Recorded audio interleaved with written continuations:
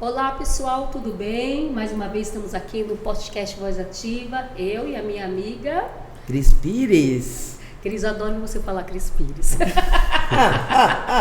Cris, o que está esperando pelo dia de hoje? Olha, tá sensacional, hein? Muita resenha vai ter aqui hoje, hein? Eu também tô achando, viu? Tô achando que a gente veio aqui para aprender muito e muito. Com hoje, certeza, não é, Cris? com certeza. Gente, nós estamos aqui hoje com o Bruno e com o Regis. Vamos lá? Vou começar pelo Bruno. Bruno, vamos contar um pouco de você para nós aí?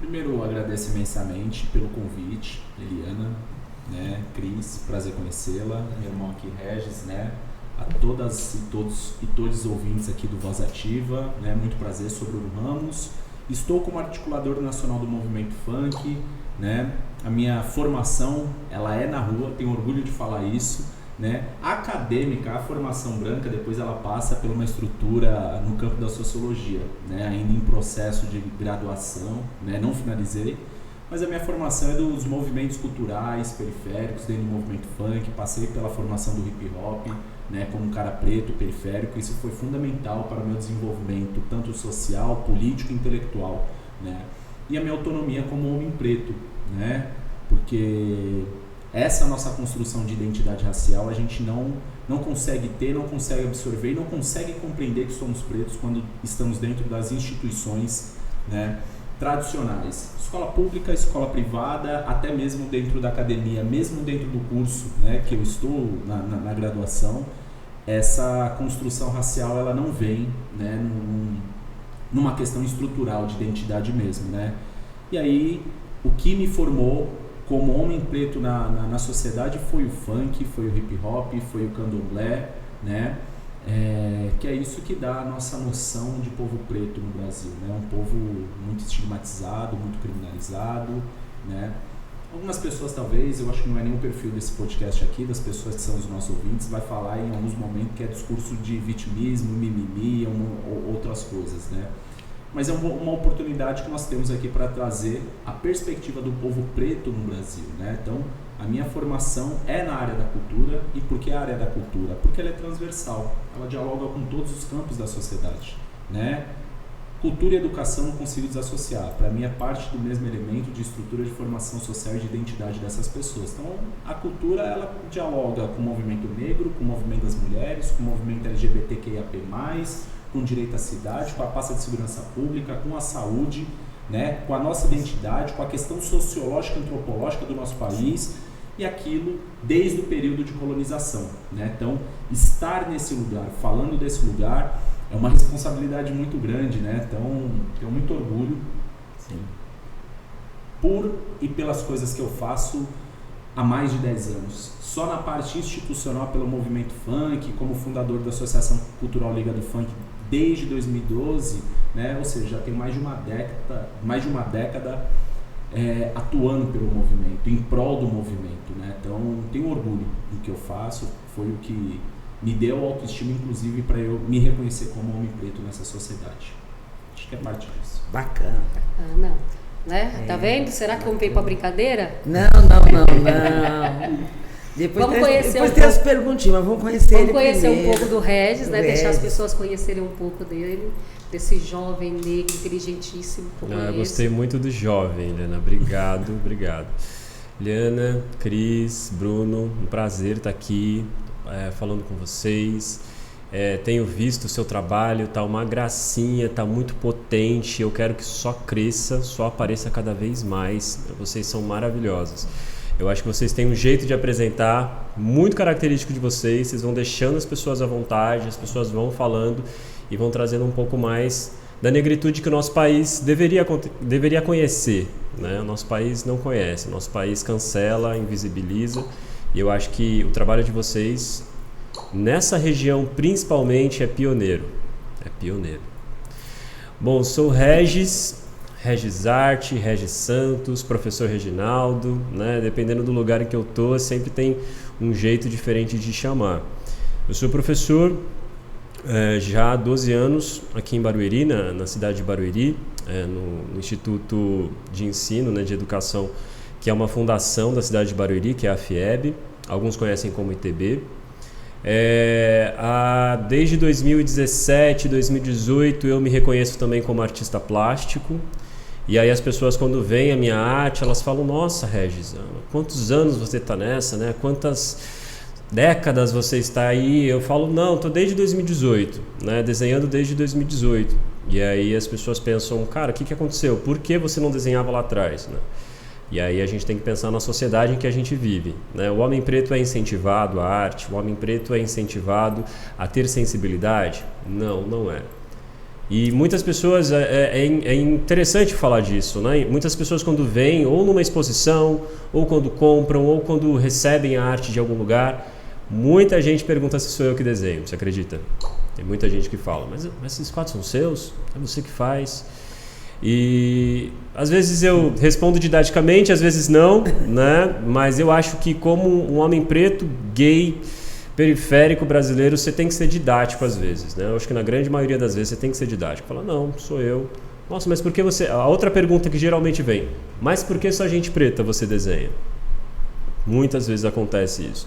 Eu lembro da minha primeira exposição, acho que foi em 2020, que eu fiz uma exposição individual. E aí foi num lugar muito altamente frequentado pela branquitude, ali no Centro Histórico de Santana de Parnaíba. E eu pensei: nossa, eu vou ter várias questões complicadas ali para lidar. Mas eu tive questões curiosas, né, de pessoas chegando para mim e perguntando: mas por que você só desenha gente preta? Né? Por que você só desenha gente, às vezes, morena? Né? Porque a pessoa tem dificuldade de falar, né? De nos chamar aí por quem somos. E aí, geralmente, quando está muito descontraído, eu devolvo uma outra pergunta. Eu falo: eu vou te devolver uma outra pergunta. Você já perguntou para um artista plástico branco por que ele só pinta gente branca? E aí a pessoa começa a ter um pouco mais de entendimento ali do que ela está falando, de como ela está falando, né? Então, geralmente, a gente cria ali um diálogo sobre isso. A pessoa fala: não, é verdade, isso é verdade. Né? E eu acho que a minha arte, eu sempre falo para os meus alunos, né? A minha arte, ela tem uma missão.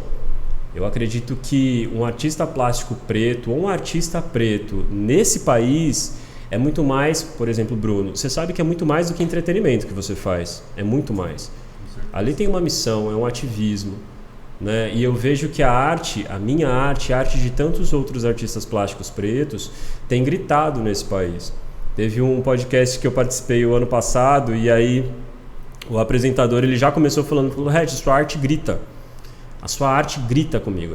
Era um podcaster não negro, né? Ele falou, e eu fiquei muito impactado com isso. Quando eu recebi o seu portfólio, eu fiquei muito impactado. E eu acho que é para isso que nós estamos aqui. Vocês, com toda a simpatia, a leveza do mundo, vocês também gritam, vocês militam aqui. E eu acho que isso é muito importante. Gosto de falar também, né, um pouco rapidinho, já que é a apresentação, sou pai da Ana Cecília, uma criança preta linda, maravilhosa, que estava no protesto com a gente, né, lá em Carapicuíba, tem 2 anos e 6, sou esposo do Cláudio.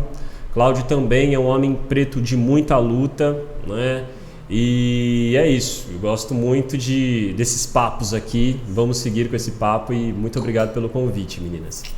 É isso aí. E aí, Bruno, como que foi sua jornada para chegar até aqui? Me conta. Aquele menino Bruno pensou que um dia ia ter essa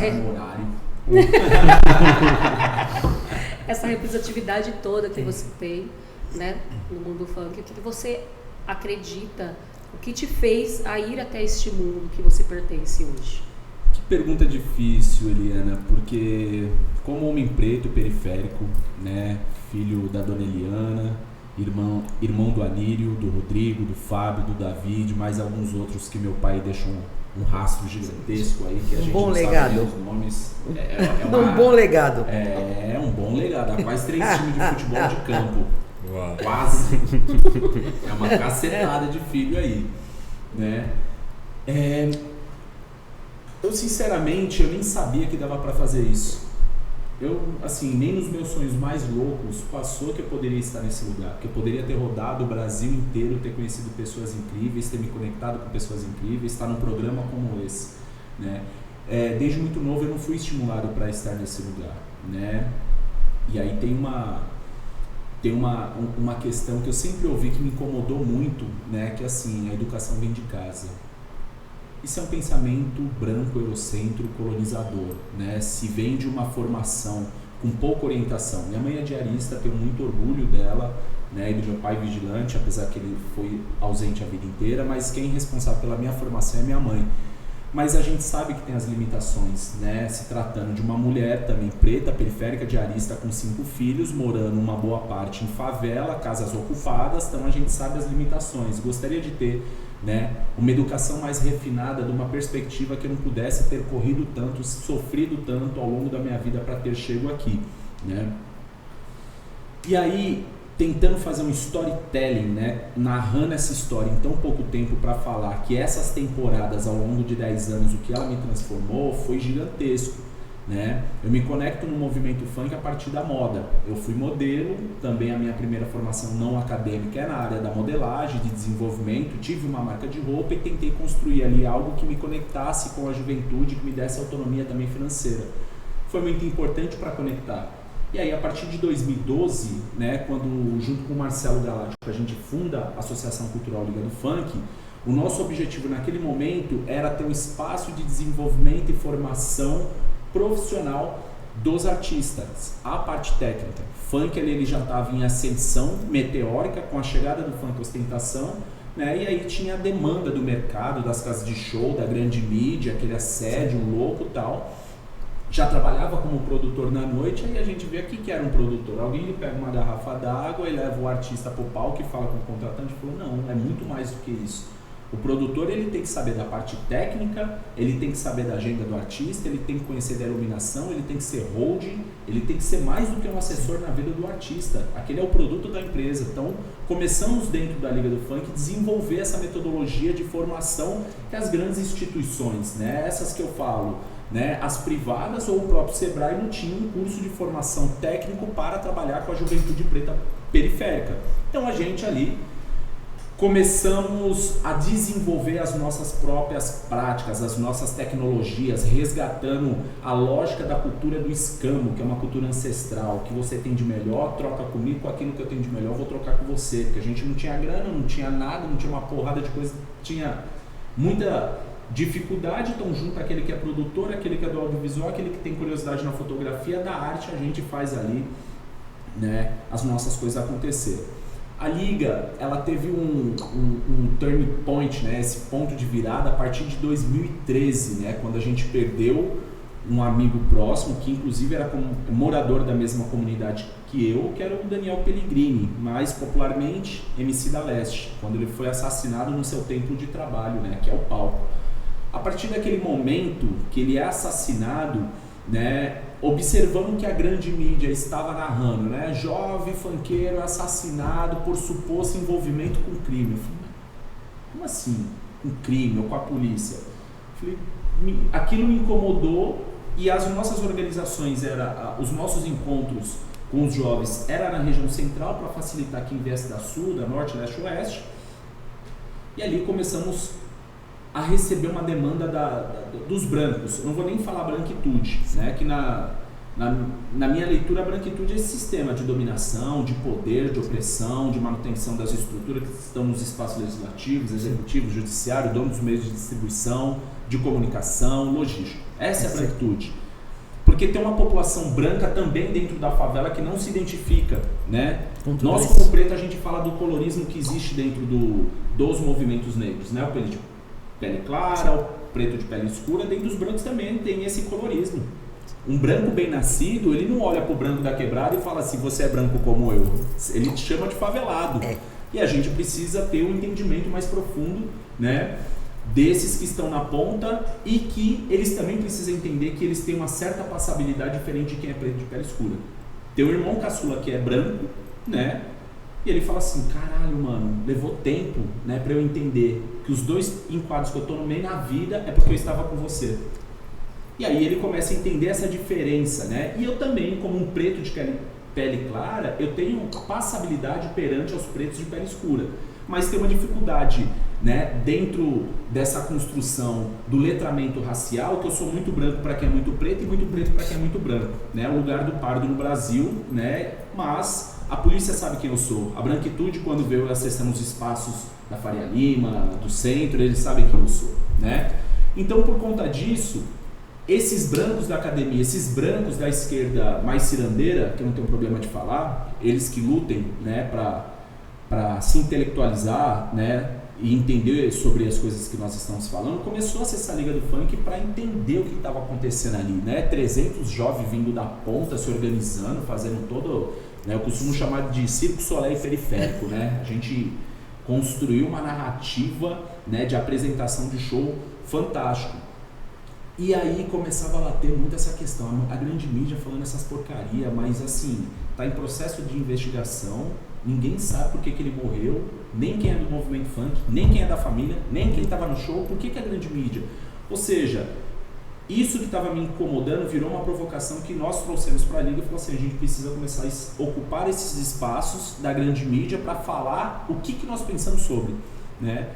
Trouxe para a diretoria e o Marcelo falou, pô, que ideia maneira, né? Eu falei, então você, tipo, tem muitos anos no movimento, precisa se posicionar. Ele falou, não, você trouxe ideia, você se vira, dá seus pulos. Eu falei, porra, logo eu, você é mais jovem, né? Tem mais disposição para errar, o pai aqui tá velho, não vai dar conta, vai você, eu te dou todo o suporte.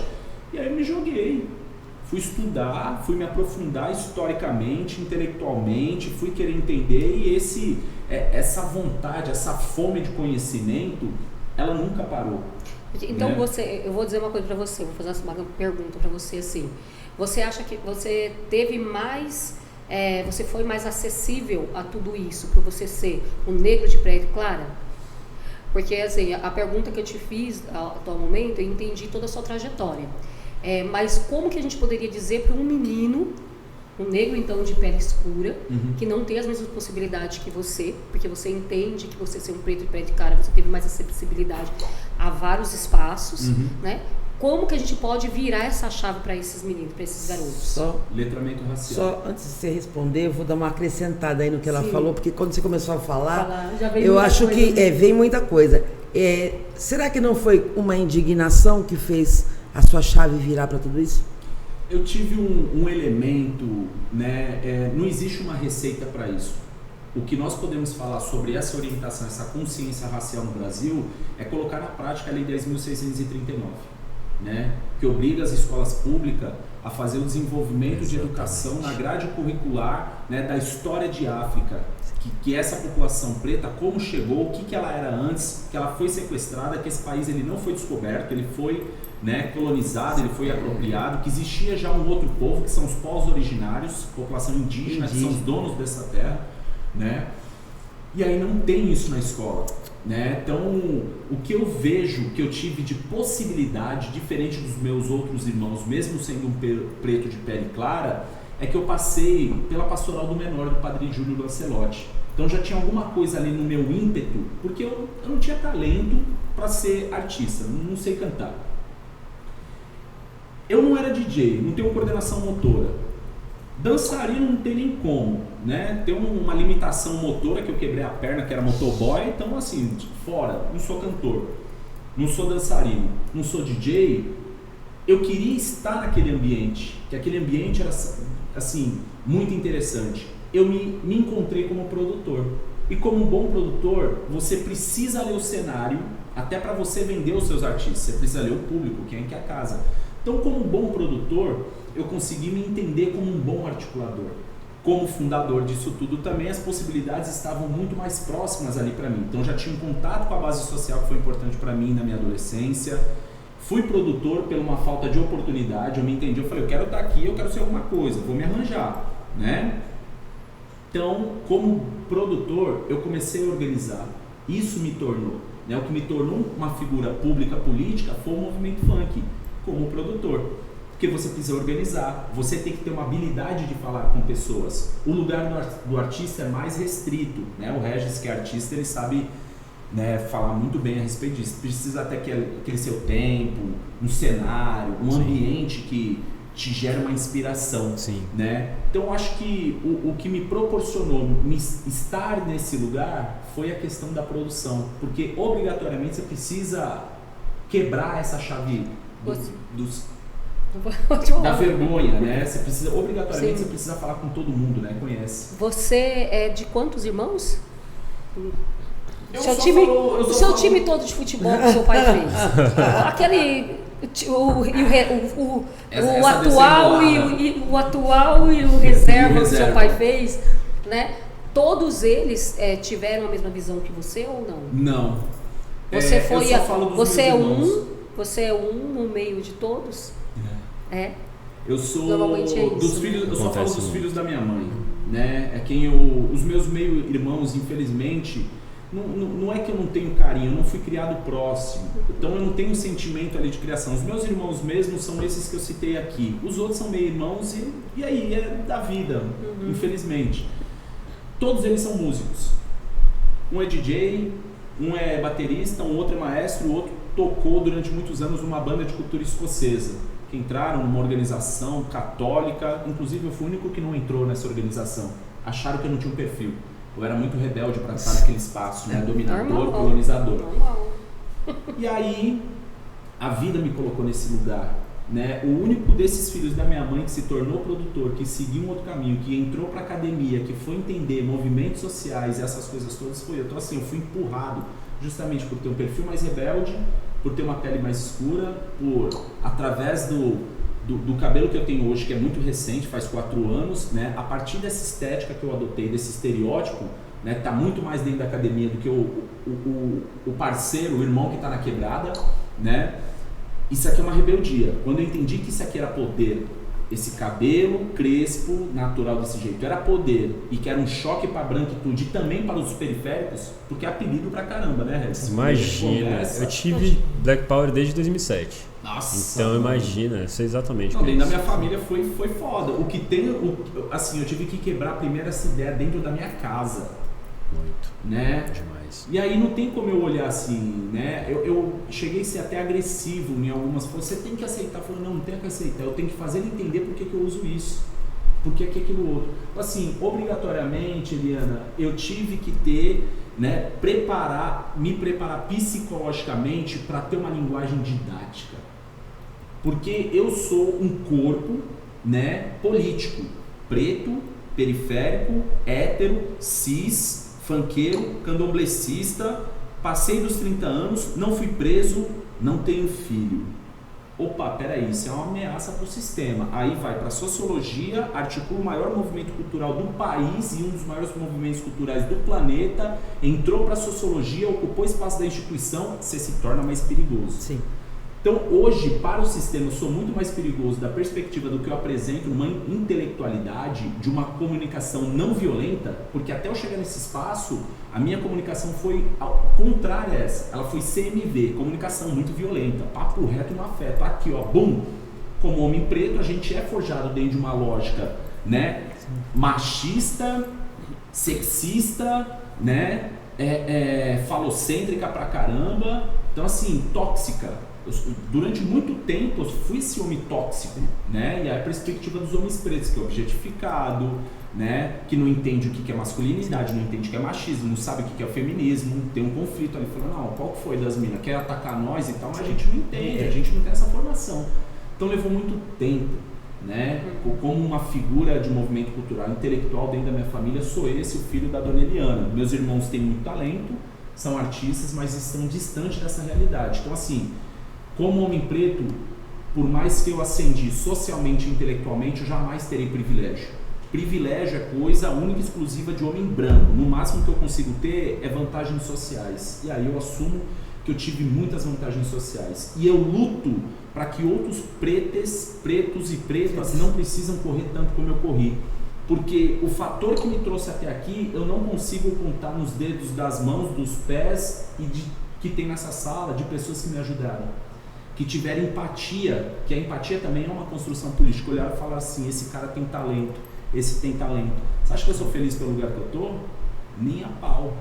Já deu muita depressão. Porque aí cria a estrutura da branquitude, que é tornar a síndrome do preto único. Não quero ser preto único. Eu luto para que outros irmãos não tenham que lutar tanto que eu luto para estar num lugar como esse ou em qualquer outro que eles queiram, né?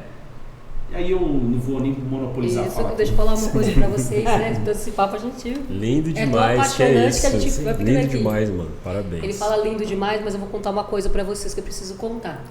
Né? Nós todos, o que a gente faz?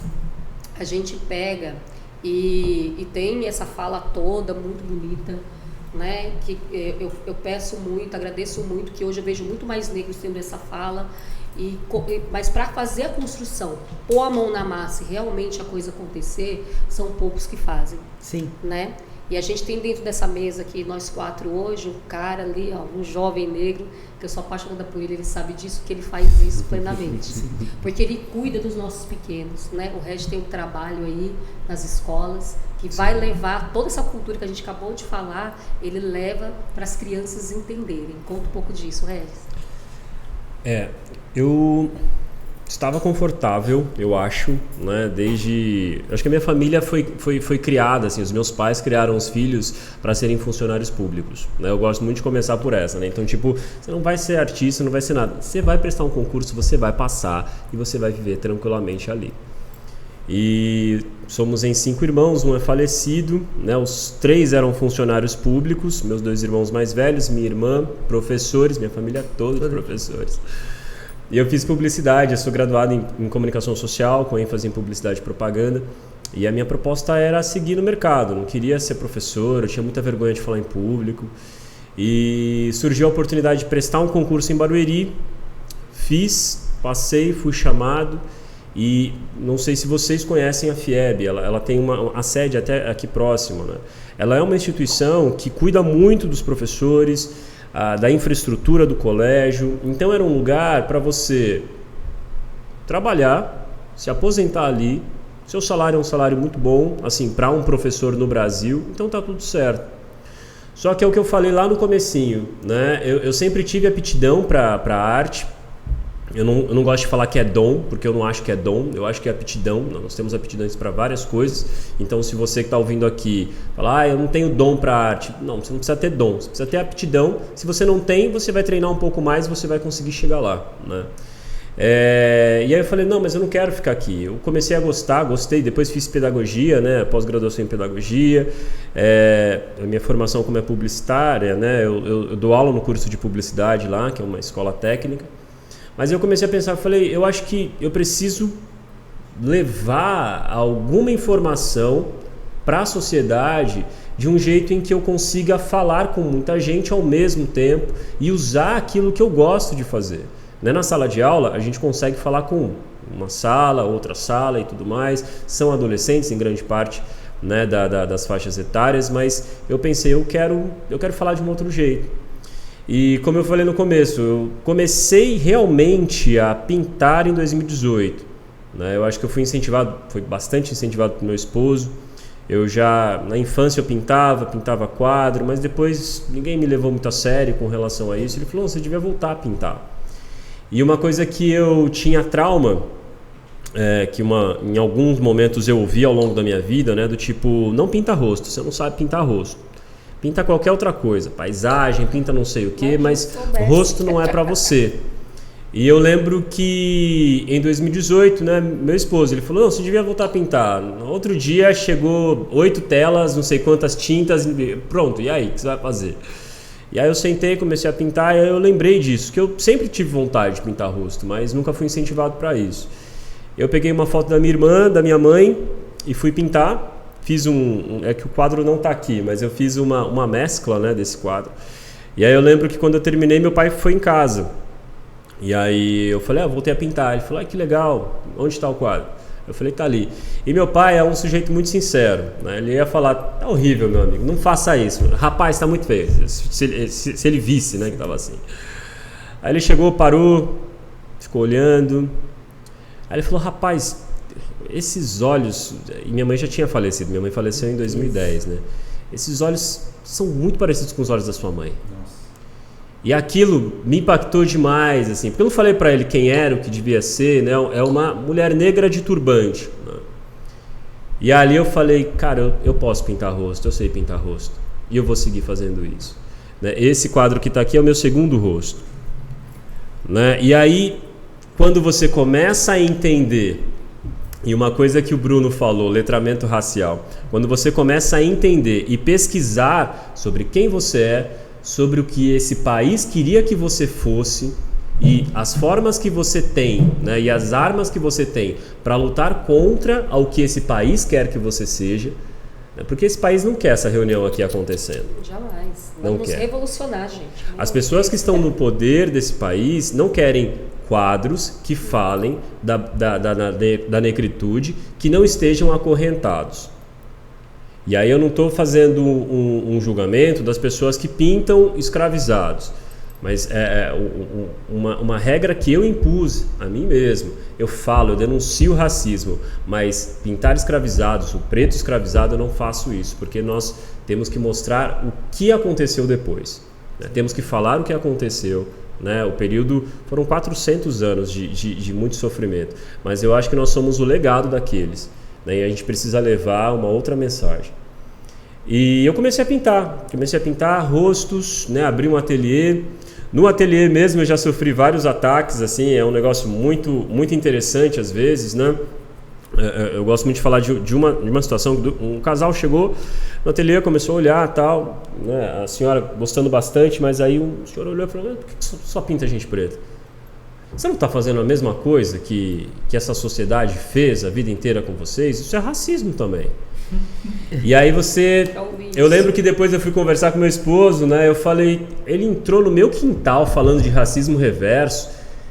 Eu deitei ele no chão falando, né?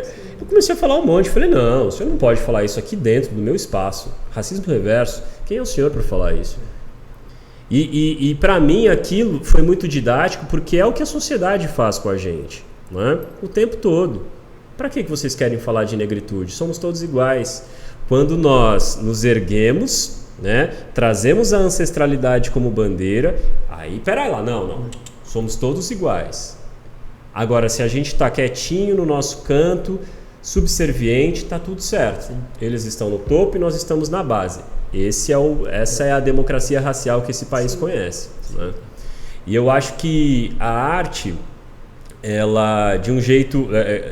como eu sou professor no curso técnico, eu também tenho algumas disciplinas como redação publicitária. E eu falo, né, que o texto verbal, o texto escrito, ele leva um tempo para ser entendido. O texto imagético, a imagem, ela fala na hora para você. Você tem o entendimento na hora. Então, eu comecei a perceber que com a imagem, com um quadro, com uma obra, eu conseguiria trazer informações muito mais rápido para as pessoas, entendimento muito mais rápido para as pessoas. Né, nós estamos aí vivendo o advento das redes sociais, e Instagram, principalmente, ele é muito imagético, né? Então, eu percebo que, ao longo desses anos, eu tenho conseguido falar com muitas pessoas e acessar alguns espaços através da arte, né? E, poxa, sempre fui periférico, sou negro, os meus irmãos dão aula em escolas periféricas, e eu comecei a pensar, por que não levar a arte para as escolas? Por que não fazer isso? E aí eu montei o projeto Conte com Arte, e esse projeto ele é muito lindo, assim, me traz respostas instantâneas quando eu entro numa escola. Eu faço essas palestras e essas exposições, tanto para criança, né, de Fundi 1, quanto para adultos, né, escolas principalmente do EJA. E os resultados são maravilhosos, assim. A primeira vez que eu fui em uma escola, a diretora ela chegou para mim, né, conversando, traz essa palestra, ela é uma pessoa branca, e ela falou para mim, Regis, uma criança de 7 anos entrou na minha sala porque a professora mandou, porque ela não estava querendo fazer atividade. E aí eu fui questionar, falei, mas por que você não está querendo fazer? Você precisa aprender e tal. E ela falou, 7 anos, ela falou, eu não quero aprender, não quero estudar, diretora. Preto nesse país não vai muito longe. Uma criança de 7 anos falando isso. Né? É sintomático quando você ouve isso. Você fala, mas de onde ela vem, né? O que está acontecendo e o que essa escola está fazendo para reverter isso. Bruno falou da lei. É lei falar de africanidade. É lei trazer a história da África para as escolas. Mas as escolas trazem? Não. Qual que traz? Não. Que escola que traz? As escolas particulares trazem? Não. Eu percebo que eu sou muito acionado e é uma reclamação mesmo. Eu vou, mas eu sou muito acionado no mês de novembro. Sim. No mês de novembro São Todo mundo pessoas. tá empregado. Todo mundo. Todo mundo está empregado. Você empregado. sente isso, Bruno? Você sente demais isso. Novembro e dezembro, é dia da consciência Não, negra. imagina, aí as E aí, escolas dia do querem, samba. aí as escolas querem falar, e as escolas querem fazer, e aí você percebe, principalmente quando a gente começa a entrar no universo escolar, principalmente de Fundium, você percebe que se fala, e se fala do jeito errado. E se fala do jeito errado. Então a minha ideia com o Conte com Arte, né, basicamente o que eu faço? Eu pego os quadros que eu tenho no meu ateliê, eu tenho um home studio, né? Chego com os quadros na escola, faço uma exposição de arte, né, coloco eles todos no pátio e aí dá-lhe criançada. A criançada chega, olha, observa, pergunta e tal, todos sentam e aí eu começo a contar algumas histórias a partir dos quadros que estão lá. Então, Rainha Dinga, eu falo de reinos lá da África que muito antes da colonização e no período da colonização lutaram contra, né, essa crueldade. Porque eu acredito, você fez a pergunta para o Bruno e eu respondo, não sei se foi exatamente essa pergunta, né? Mas o que a gente poderia fazer para isso mudar? Sim. Eu acho que é pela educação, eu acredito que é pela educação. Só que a educação atual do Brasil não muda isso, não muda isso. Por quê? Você não pode falar da África sem falar de reinos altamente poderosos que existiram naquele continente antes do período da colonização. Porque o aluno vai falar, o que tinha na África? Não tinha nada na África. Antes era só, sei lá, tribos, né? Se usa o termo tribo, não se fala etnia, né? E vieram para cá e daqui foram civilizados, né? Temos um irmão muito errado aí no poder, né, da Fundação Palmares que fala exatamente isso. Eu já vi falas dele, né, do tipo, olha, foi um favor trazer a gente para cá, porque lá a gente estava como selvagens. Não. Então eu acho que é pela educação, só que você precisa entrar na escola e falar de personagens, mesmo os personagens aqui depois da diáspora, que lutaram, que cresceram nesse país e que fizeram história, né? E pessoas que estão aí até hoje. Então, quando eu falo de Carolina Maria de Jesus, por exemplo, eu percebo que teve uma escola que eu comecei a falar dela, né? Primeira escritora negra do Brasil, e eu tenho um quadro dela, e eu lembro que o menino levantou a mão, na hora. Que eu falei que ela era muito famosa, vendeu para mais de 90 países, o livro dela foi traduzido, né? Ela morava numa favela, e na favela ela fez um diário dela, um livro. Aí levantou a mão e falou, e por que a gente não ouve sobre ela aqui na escola? E eu adoro quando eles chutam pra mim, sabe? Eu perguntei o nome dele e falei, eu adorei essa sua pergunta. Por que será que a gente não ouve falar dela, gente? E aí, didaticamente, você começa a falar de racismo e racismo estrutural para crianças de 7, 8, 9 e 10 anos. É uma tarefa fácil? Não é. Não é. Porque a gente percebe muitas situações extremamente brutais sendo trazidas em um desenho, por exemplo. No final, qual é a proposta desse projeto? Eu proponho para eles que aquela exposição só vai estar completa quando eles trouxerem as próprias obras. Então, distribuo folhas, dependendo da escola é guache, dependendo da escola é lápis de cor, e aí eles começam a produzir, né? E uma coisa que eu gosto muito de falar nessas palestras, que também é uma filosofia de algumas etnias africanas, é que a criança ela não vai ser alguma coisa no futuro, ela já é. Ela já é. Eu trabalho muito com o futuro, o que você pretende, qual é o seu sonho e tudo mais, mas a proposta também é colocar que a criança já é, né? Dentro da comunidade ela pode ajudar, dentro da comunidade escolar ela pode também denunciar coisas que precisam ser denunciadas, que está acontecendo errado e tudo mais. E aí dentro dos desenhos a gente percebe muita coisa, de sonhos, de frustrações, né? Eu entrego para a escola. E eu acho que o meu trabalho não termina ali, mas a escola também precisa ter, né, um olhar afetivo sobre aquilo, né? O que nós vamos fazer a partir desses dados, né? Então eu acho que a educação é a que vai mudar, mas a educação que nós temos hoje no nosso país não é suficiente. Sim. Não é nem 10% do que a gente precisa de muito mais.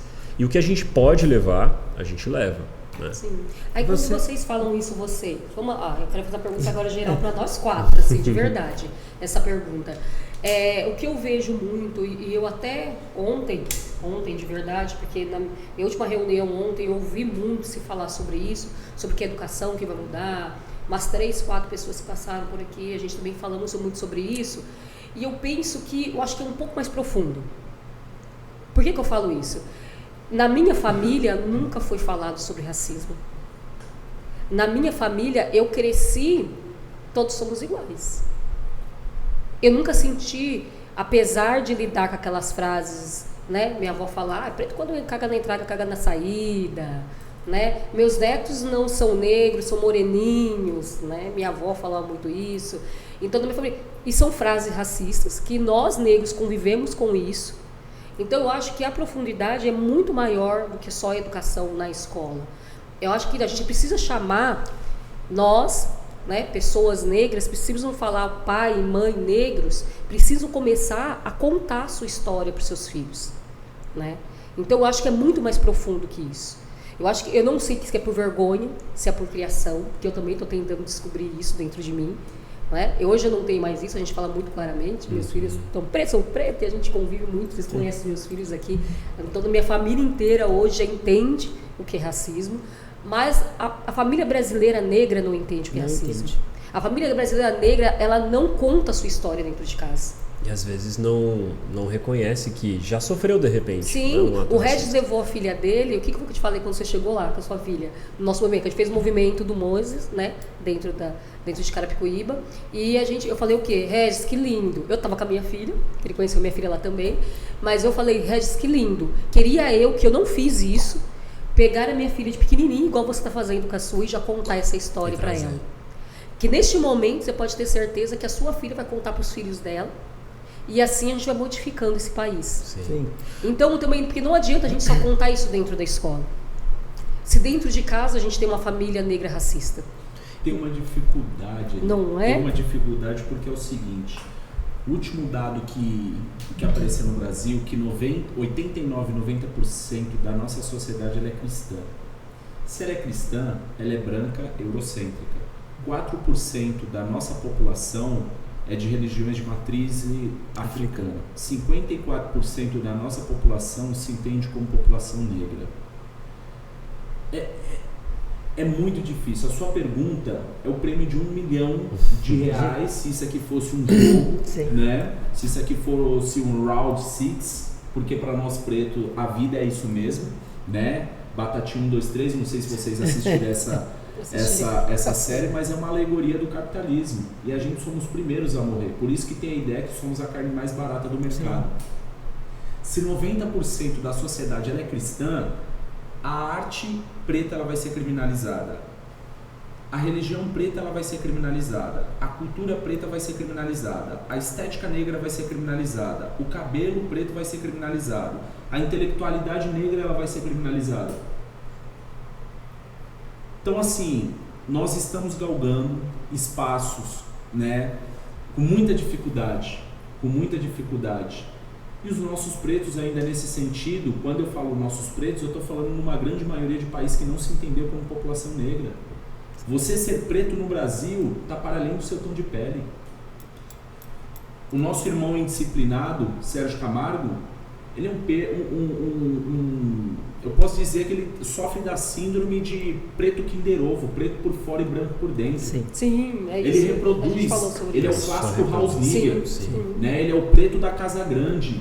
E aí essa branquitude, ela se masturba quando olha um cara preto desse de pele escura e fala, tá vendo? É isso que eu quero. Esse tipo de preto alegórico que faz branco rir, faz a gente passar. Então, isso já está na cartilha da branquitude, né? Eu tô ali olhando aquele quadro do Regis, encantado, né? Porque o rosto dessa senhora que tá ali é de uma ancestral de muita sabedoria. O olho dela, tipo, eu tô ali o tempo todo, ela tá me cobrando. Tá me cobrando de esse tipo... quadro grita demais, eu vou colocar até um detalhe que eu ia falar para você. O detalhe que você tem no olhar, você pega tudo. Eu tava olhando todos os seus quadros. Esse quadro, em todos os lugares que eu vou e levo, as pessoas ficam, essa senhora, o olhar dela, o jeito que ela tá. O jeito que ela tá me olhando ali é uma cobrança ancestral. E é uma imponência muito grande, né? E eu gosto de falar que, assim, em alguns quadros, algumas situações, esses surgem em 3 horas, 4 horas. Esse da Rainha Ginga mesmo, eu acho que em 4 horas. Tem quadros que eu levo meses para fazer. Meses. Eu tô com um quadro desde janeiro para fazer. Esse deve ter sido em 4 horas. é uma coisa assim que eu falo, gente, o não dom. vem de mim, O eu sou dom. só um instrumento, sabe? Eu sou só um falo muito instrumento. isso, que eu sou compositora também, né? Cantora e compositora. E o dom vem, quando você menos espera, acontece. Às vezes em uma hora você faz uma música ali que você nem... Já vem a música com o tom, com a melodia e tudo mais. E às vezes você fica com uma música ali, ó, cozinhando galo. Mas a arte é disso, né? É Quando as pessoas inspiração, perguntam, por exemplo, os brancos, né? Os brancos quando chega... Ó, gente, é o seguinte, isso aqui não é um programa pra falar mal de branco, né? Você que é branco, tá incomodado, você não deveria nem estar aqui, vaza. Porque branco consciente Porque vai você não entender, entende. Vai entender. Tem que entender. O branco branco antirracista, ele vai entender. Ele vai entender. E até o branco antirracista também, a gente tem que dar umas pauladas nele de vez em quando. E a paulada Sim. que eu falo é intelectual, porque ele tá confortável agora com o lugar de fala que ele tá tornando pra gente um lugar de fardo. Eu não quero ir nos lugares só pra falar da perspectiva da violência racial. Sim. Eu quero falar de um poder, de estrutura. Isso eu quero falar da mesmo, questão Bruno. econômica também. Vamos falar sobre isso um pouco também, porque eu tô muito... Volto depois de voltar. Eu tô muito preocupada, né? Até pelo boom da internet. Eu olho o Instagram, eu acho que eu sigo a maioria dos negros intelectuais desse país. Acho que realmente eu sigo porque eu gosto. Só que eles estão tendo uma fala que não é mais nossa. Por quê? É uma fala intelectualizada que eles querem o tempo todo citar todos os livros da que leram na vida e aquela... E eu falei, gente, cadê Uma a fala nossa... que não é acessível. Isso, né? Nós negros ainda não chegamos. 1,0% chegaram a isso, mas a grande maioria não teve isso ainda, né? Minha filha falou uma coisa pra mim, eu ganhei 3 livros de aniversário agora, né? E uma foi até de uma amiga minha que mora em Londres, ela me deu esse livro e eu falei, gente, é muito... Nós estamos criando... A gente está criando umas cobras, sabe, umas coisas meio assim. Tô ficando assustada com o que está acontecendo. Minha filha falou assim, mãe, comprar livro é luxo. Ela disse isso. Comprar livro, você ganhou 3, comprar livro é luxo. Porque realmente o nosso povo não tem acessibilidade à leitura. E os nossos negros estão achando, não vou citar alguns nomes aqui, porque tem outros que eu amo, continuo amando, né? Porque mesmo eu não acreditando na fala, eu acho que a gente tem que dar força, porque a gente tem que se orgulhar de você estar lá. Sempre bato palma, dando certo ou dando errado. Mas a nossa linguagem acabou. Começa a pensar, eu estou muito preocupada, porque estão matando a nossa linguagem. Nós não estamos acostumados a falar sobre isso. A nossa linguagem é a linguagem da periferia. Eu sou da linha Lélia Gonzalez. Eu falo a língua português. Isso, português. Eu adoro essa expressão isso, dela. Cara. Lélia Gonzalez. Você entendeu? Eu sou do Ganhei. pensamento... Eu ganhei o livro dela. Sueli Carneiro. Eu Sim. sou da linha do pensamento Sueli Carneiro. Entre esquerda e direita, eu sou preto favelado. E é isso. Eu falo publicamente que eu sou um cara de esquerda, mas eu sou a esquerda da esquerda, porque essa esquerda ela também não está preparada para entender um cara como eu, nesse espaço, não está preparado para entender. Eles querem o nosso voto, eles querem a nossa o vida 56%, lá na é isso. frente, sabe? Levantando bandeira e tudo mais, mas quando a gente pede uma potência, sabe? Um lugar de destaque para um preto, não acontece. Nesse E quando país, a gente vai olhar, o branco... uma das maiores lideranças, desculpa te cortar, Não, uma das maiores lideranças de esquerda no país, falando a respeito disso, a pessoa se enrola. A pessoa se enrola, falando, não, mas... Por quê? Porque não tem intelectuais pretos para estarem lá? Tem. Acho que tem. Porque não tem pretos com potência para serem uma grande referência? Tem. Então o que acontece? Sabe? Então é interessante a gente pensar, não é legal, mas é interessante a gente perceber e curioso que o racismo estrutural está em tudo, né? É didático isso. Na esquerda, você pode chegar lá no topo da esquerda. Tá lá. Sim, mas eles assim, nos querem na base ainda. Tem uma Eles nos grande querem na revista base. negra, né, que todo mundo conhece, não preciso falar o nome dela aqui, que ela sempre dá o prêmio para os melhores negros do ano, né? E eu fico muito indignada, até a dona da Afroemprega, a Patrícia, que eu quero trazer ela aqui no programa, a gente até começou uma discussão, nós duas contra a revista. Essa foi a verdade. A gente falando por quê? Porque para eles também, os negros só são artistas de televisão. Elitizados. Entende? Algo extremamente Se elitizado. colocam isso. né? Então até a revista, que deveria ser para nós negros, ela não consegue encontrar um empresário, um CEO negro, um empresário negro que existe ainda nesse país. 1 ou 2 aí a gente procura, tem, mas eles não colocam isso. Para eles, você ser identificado negro nesse país com sucesso é você ser apresentador de televisão, é você fazer o melhor papel da novela. Sim. É porque ainda utiliza muito da lógica do capitalismo também. Eu sinalizo, né, eu não sou contra de preto ganhar dinheiro. Pelo contrário, eu luto para que os nossos estejam bem. É o nosso maior sonho. Mas tem que ter uma responsabilidade social. A gente não está incluído nessa estrutura e nem quer fazer parte, que é a estrutura do capitalismo.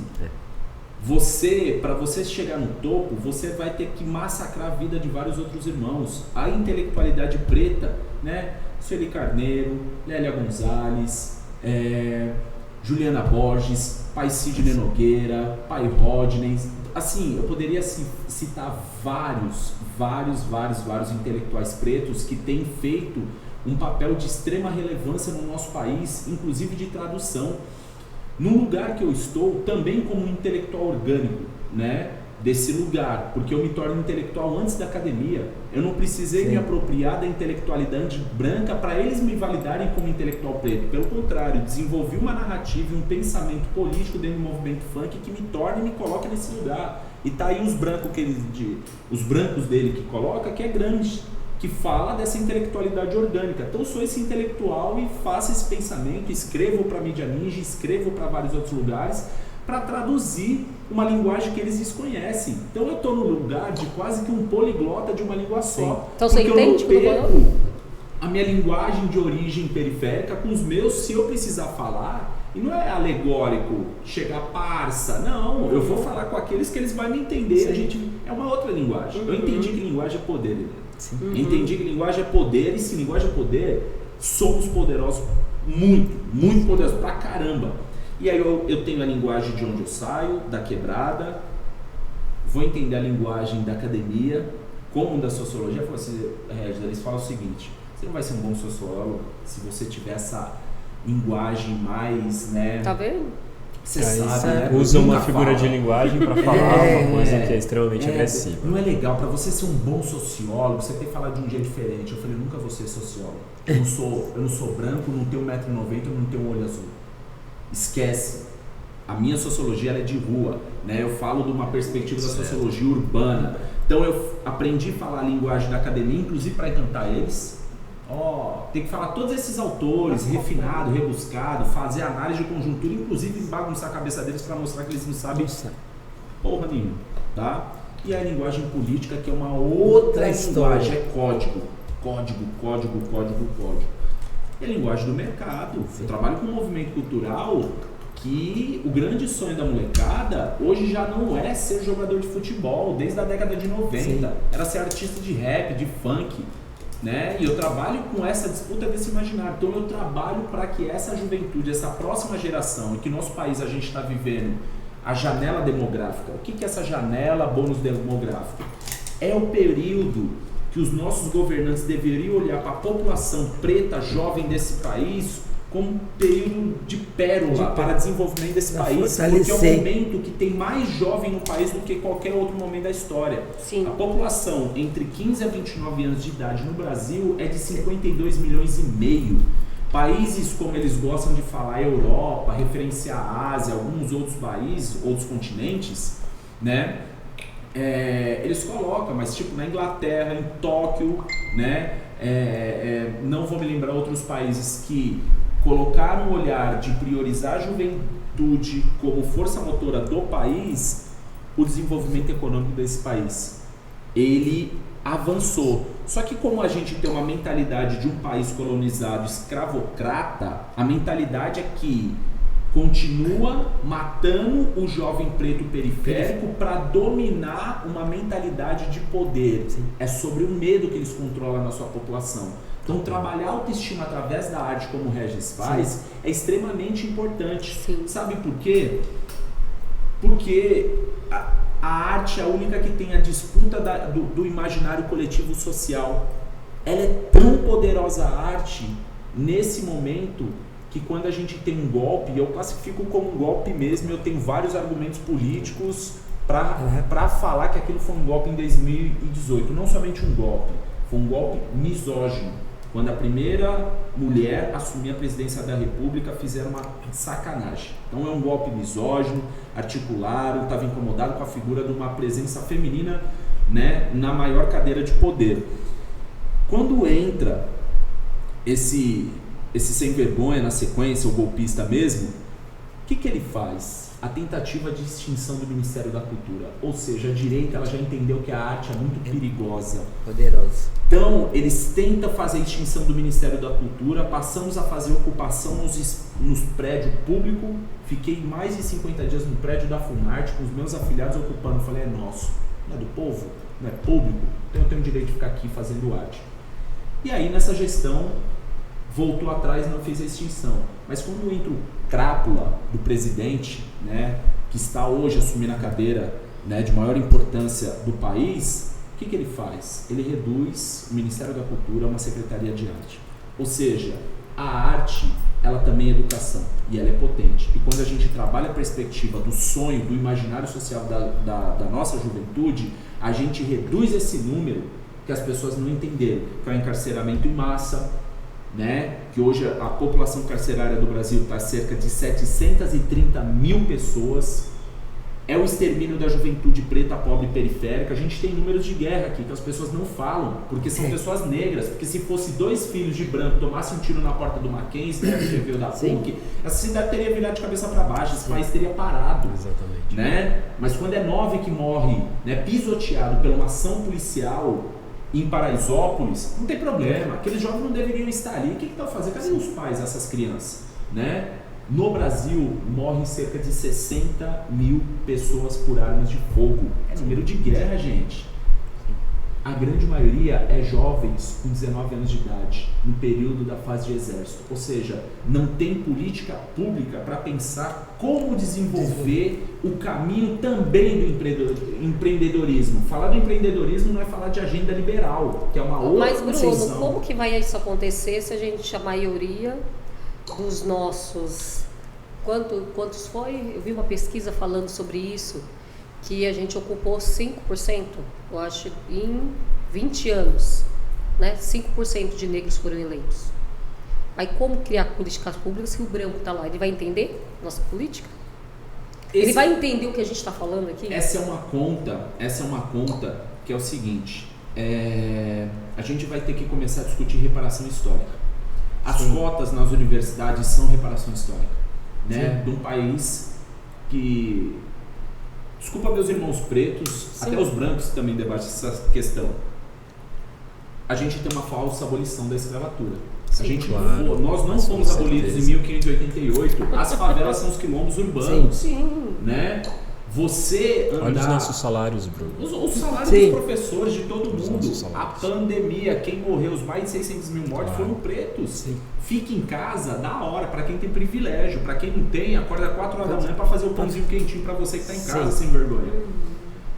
E aí a gente tem um problema nessa perspectiva que teve a questão da falsa abolição, né? Para você se deslocar da Zona Leste até chegar ao centro de São Paulo, no transporte público lotado, isso ainda é navio negreiro. Sim.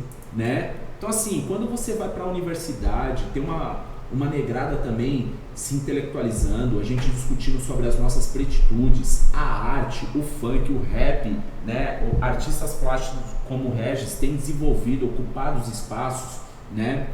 Ocupar os espaços, inclusive da grande mídia, que é fundamental. Sim. Não é só ter a Maju, ter vários. Sim. Só que a gente também tem que cuidado com o que está acontecendo, porque o lado de lá ele se apropria das nossas narrativas e a gente vai perder tempo assistindo porcaria de Big Brother, vendo a retaliação que está acontecendo, né? Do povo Vou preto. contar. Um dos meus afiliados que entraram lá, o Lucas Coca, eu só assisti, fazia anos que eu não assistia, só assisti por conta dele.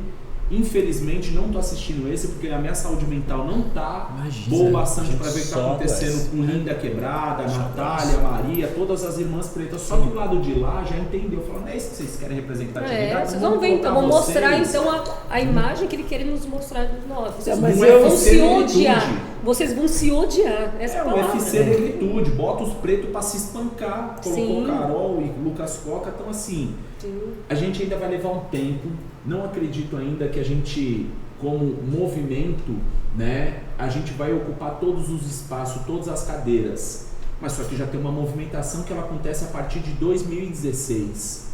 Tem pedido o voto de opinião, que é desse centro expandido, mais político, ele já tem mudado a partir de 2016. 2018 já teve algumas figuras. Em que momento da história iríamos eleger uma mulher como Érica Malunguinho, deputada estadual? Em que momento iríamos eleger uma das maiores vereadoras, né, da cidade de São Paulo, mais bem votadas do país, como Érica Hilton? São duas mulheres pretas trans. É uma outra disputa de imaginário, né? Então, de 2018 para 2020, já teve uma ocupação diferente dessas cadeiras legislativas. E aí eu poderia falar de várias outras mulheres, como Áurea Carolina, que está, né, no estado de Minas, Renato Freitas, que foi eleito vereador agora e que está sofrendo muito também por conta do ato do Moise que ele fez e ocupou a igreja, então falando que aquilo era impossível. Como não? Porque ele é preto, ele ocupa a igreja, aquilo... Né? Ele está sendo criminalizado. Ou poderia falar de uma irmã nossa que nós perdemos, Marielle Franco, e todas outras figuras que têm ocupado. No Brasil, tem 5.570 municípios. A gente, nesse momento, que é um fator também da branquitude, é dividir para governar. Enquanto a gente não se olhar como irmãos pretos e irmãs pretas e ir para cima do problema e parar um de sabotar a agenda do outro, né? Sim. A gente precisa se fortalecer como comunidade. Sim. A gente se fortalecendo como comunidade em 3 décadas. Eu não sou tão otimista com esse negócio, as representatividades agora. Eu falo, calma. Essas representatividades que está aparecendo agora, elas também são capitalistas. Sim. São poucas figuras que subiu um para representar todos os outros intelectuais, subiu um na mídia para representar todos os outros apresentadores, subiu um na política para representar todos os outros políticos. Calma lá. Tem uma outra conta. No Congresso Brasileiro são 503 cadeiras. É pouquíssimas cadeiras que são de parlamentares pretos. Na Assembleia Legislativa do Estado de São Paulo são 94. Quantas mulheres pretas ou homens pretos estão lá? Né? E na Câmara dos Vereadores são 54 deputados, vereadores. Quantos pretos estão lá? Então a gente precisa mudar a nossa estratégia, né? Ela é intelectual, ela é política, ela é cultural e, sobretudo, ela é social. Porque não adianta subir preto também para ficar fazendo, né? Pô, eu sou foda. Não, e os seus irmãos? Que inclusive é uma fala que me incomoda dentro do próprio movimento que eu articulo, que é o movimento funk. A favela venceu. E eu chego nos meus irmãos e falei, irmão, a favela não venceu porra nenhuma. A favela vai vencer quando ela não existir. Você venceu individualmente. Você ganhou dinheiro, você tá com carro, você tá legal. Da hora, irmão, eu quero que você ganhe muito mais. Mas para de falar que a favela venceu porque você venceu individualmente. A favela vai vencer quando não tiver mais gente nossa encarcerada, quando não morrer mais pela mão do Estado, quando, num momento como de pandemia, os nossos estão precisando de um pacote de arroz. No começo da pandemia era uma cesta básica, no final era meio pacote de arroz que eles estão precisando. Como é que vocês falam que a favela venceu? Cuidado para não ser esse preto alegórico para dar palco para branco falar que é isso mesmo que eles querem. Ser o negro tema, né? Com certeza. Isso é verdade. Eu acho que quando a gente fala de, por exemplo, você falou de favela venceu, e eu sempre vem na minha memória algumas filosofias que eu tento seguir, né, do nosso continente mãe. O Ubuntu, por exemplo, para essas pessoas não é nada, né, porque o que diz o Ubuntu? Eu sou porque nós somos, né? Mandela falava demais isso, e Mandela foi muito didático quando explicou para a população mundial isso, né? Eu não estou falando que você não vai vencer, você não precisa pensar na sua vida individual, né, no seu crescimento individualizado. Não, você tem que pensar. Sim. Mas todas as vezes que você tiver alguma coisa, pense nos seus irmãos, pense na comunidade. O que você vai trazer de benefício para essa comunidade? Né? A gente vê, como vocês falaram, a gente vê vários pretos em posições de destaque na mídia, mas em muitos casos, né, eu não estou julgando quem está lá, né, não estou também dando nomes, mas em muitos casos você percebe que é uma vitória totalmente individualizada. Ele não puxou, quem que ele puxou? Nada. Quem que ele está falando, né? Com quem que ele está tentando educar, trazer, né, à memória coisas que são importantes, né, de ancestralidade. Então eu acho que é muito complicado isso.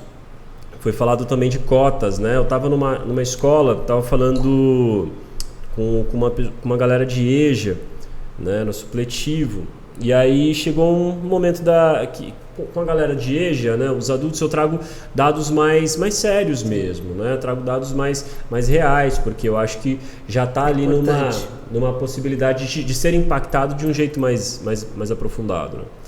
E eu falei a respeito de cotas, e aí uma senhora, deixa eu ter uns 46 anos, jovem ainda, né, uma jovem senhora, ela levantou a mão e falou: eu não concordo com cotas. Ela, uma mulher negra, eu não concordo com cotas. Eu falei: mas por que você não concorda?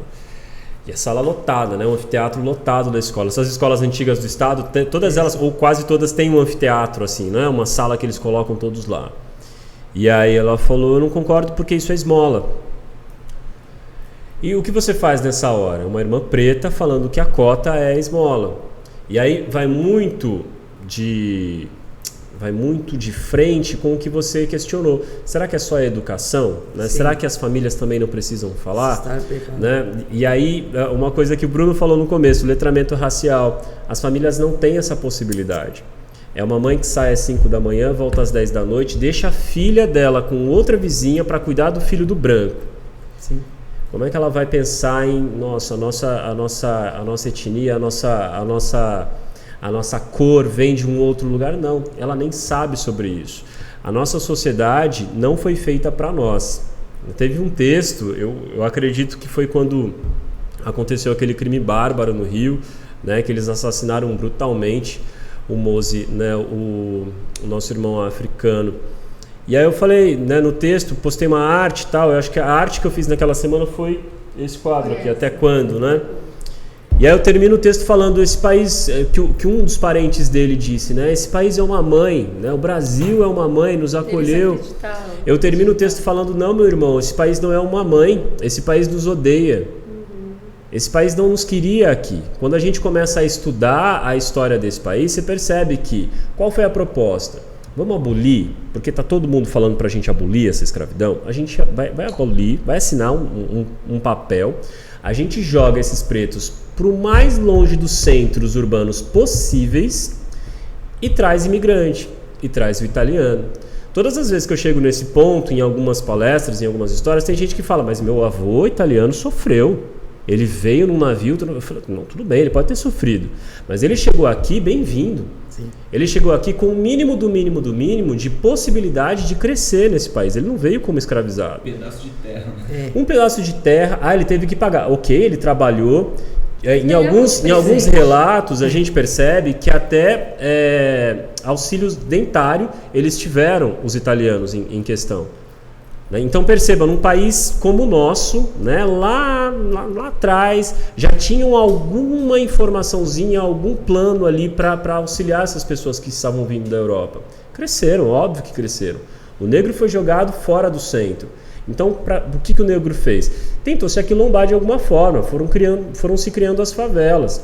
E até hoje, quando a gente olha para as favelas, você fala: cara, é isso, a favela venceu? Será que a favela venceu? Quando a gente olha para as favelas, o Estado chega até a favela com algum tipo de subsídio? Não é o Estado que chega à favela. E para o Estado também não interessa. Né? Então, quando ela falou que cota era esmola, eu olhei para todo mundo e falei: gente, eu não estou aqui para mudar a cabeça de vocês. Eu sei que com 5 minutos de fala, de argumento, eu não vou conseguir mudar nada.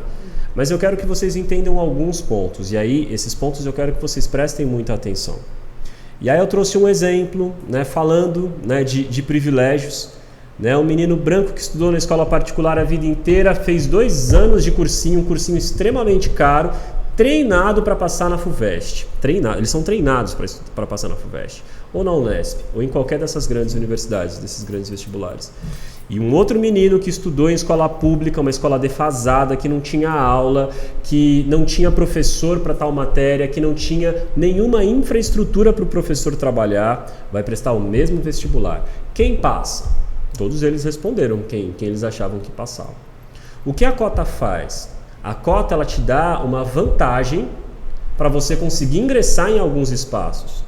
E são espaços que, se não houvessem as cotas, nós hoje não teríamos a porcentagem de médicas negras que nós temos hoje. De negras e negros acessando espaços que há alguns anos nós não tínhamos. Isso foi, e eu gosto muito de enfatizar isso, né? Isso foi uma vitória de um governo esquerdista? Não, isso foi uma vitória da luta do povo preto. Foi o povo preto que fez isso acontecer. Não foi um presidente de esquerda que fez isso acontecer. Preciso isso dar é o mínimo algumas do migalhas mínimo do para mínimo. o povo preto continuar os 50%. Exatamente isso, 50%, cara. os 56% do meu lado. Eu não vou virar vou... pro meu amigo aqui, o Bruno não brigar comigo quando eu falar isso. Mas é exatamente isso. Eu não voto no Lula porque eu acho que o Lula é o cara incrível que não sei o que, blá blá blá. Ele quer o nosso voto. E quando a gente pensa em quem está lá em cima com possibilidade de chegar e olhar para as nossas pautas, a gente vai votar em quem nesse país? Né? Neste momento nós estamos A gente não tem o que fazer. Não é porque eu quero, é porque eu preciso fazer. No final dessa palestra, né, eu fui comer, fui merendar com eles e tal. Aí essa senhora chegou para falar comigo, ela e mais uma colega. Ela falou, Regis, você me desculpa? Aí eu falei, mas por quê que você está pedindo desculpa? Ela falou, eu nunca tinha visto por esse ângulo. Eu nunca tinha visto por esse lado. E sempre a gente fala, ai, cota é esmola, sabe? Minha filha entrou na universidade, está fazendo direito, ela não precisou disso. Universidade particular. Eu falei, olha só que bom que a sua filha não precisou, né? Vocês têm condição de pagar ou pegou bolsa, não sei, mas vamos pensar no coletivo. Eu falei para ela, a gente tem que pensar no coletivo. Eu não precisei, eu fiz uma universidade, eu não entrei por ProUni, por cota, mas eu sei a importância disso para a nossa comunidade. Então, eu acho que falta muito isso nas famílias negras brasileiras. Despertar. A comunidade é muito maior que a sua casa. Eu conversei esses dias com uma irmã preta, retinta, e ela falou para mim, entre várias coisas, ela falou, eu nunca sofri racismo. Que ótimo que você acha que nunca sofreu racismo. Mas a gente tem que pensar na nossa comunidade. Né? A nossa comunidade sofre, a nossa comunidade padece, a nossa comunidade é morta e ninguém fala nada. Falaram do Mose porque foi lá num bairro chique da branquitude, que é altamente frequentado pela branquitude. Não teve como esconder. E eles esconderam por vários dias. A gente entrou no grande, né, no boom assim, das redes sociais dias depois do assassinato acontecer. E se a gente for pensar, não fizeram nenhum grande estardalhaço sobre a morte dele, não.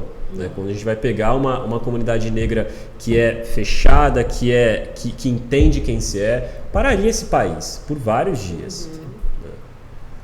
Para terminar, né, eu gosto muito de, como eu trabalho diretamente com isso, eu recebo muita informação assim, né, direta, muitos ataques diretos.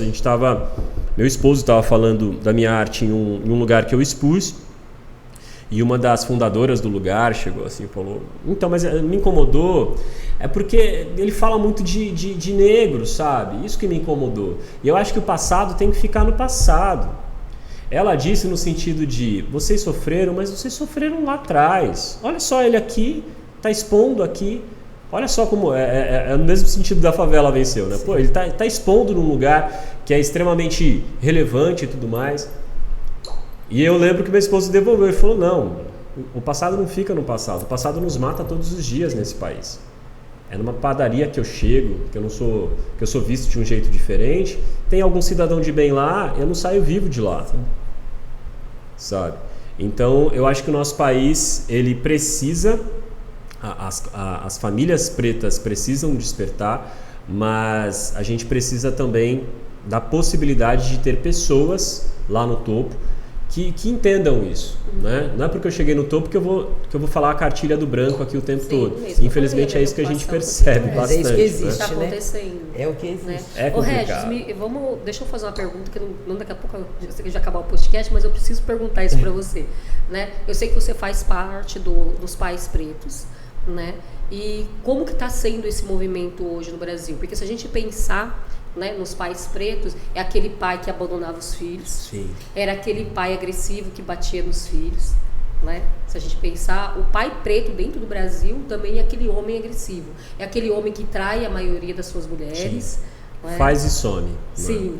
Né? É aquele pai que faz o time do futebol e o reserva, né? Em cada esquina. E como que está sendo hoje esse olhar do pai preto? Você acha que está modificando? Você que faz parte desse grupo? Olha, Eliana, dentro do coletivo Pais Pretos Presentes, eu percebo um movimento que eu particularmente não tinha como referência para o homem preto hétero cis. E eu digo fora da minha família, né? Por eu ser um homem gay, eu sempre fui muito, não vou dizer que marginalizado, mas excluído de alguns espaços, né? Do tipo, não, aqui é um espaço frequentado por homens héteros, então a gente não fala exatamente, nunca estive à vontade nesses espaços. E é um coletivo que a primeira semana que eu entrei, que eu participei, né? Eu participei de um podcast, depois eles me chamaram para o coletivo.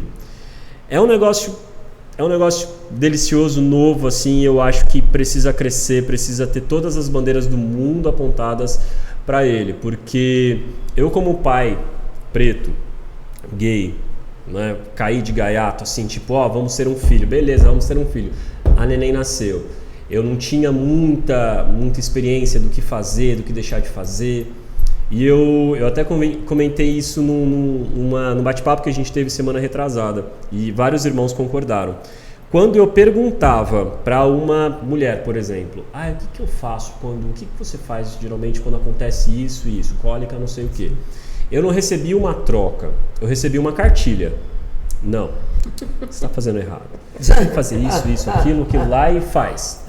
Eu não vou culpar a mulher preta por isso, por me dar uma cartilha ao invés de me dar uma troca. Porque era isso que era o normal. Era isso que era o normal dentro das famílias, né, pretas brasileiras. É uma mulher aqui, forte. Traz seu filho, isso que eu ia falar, traz seu filho que eu cuido. Sim, né? É uma mulher forte que cuida dos seus e dos filhos dos outros, porque muitos foram ali abandonados. E o que eu percebo no grupo Pais Pretos Presente? Eu percebo centenas de pais, que nós temos um grupo grande, centenas de pais que de repente não tiveram essa referência de um pai presente, né? E aí, nesse momento, eu poderia me colocar como parâmetro, falar, não, meu pai foi super presente, porque meu pai foi super presente, até hoje ele é.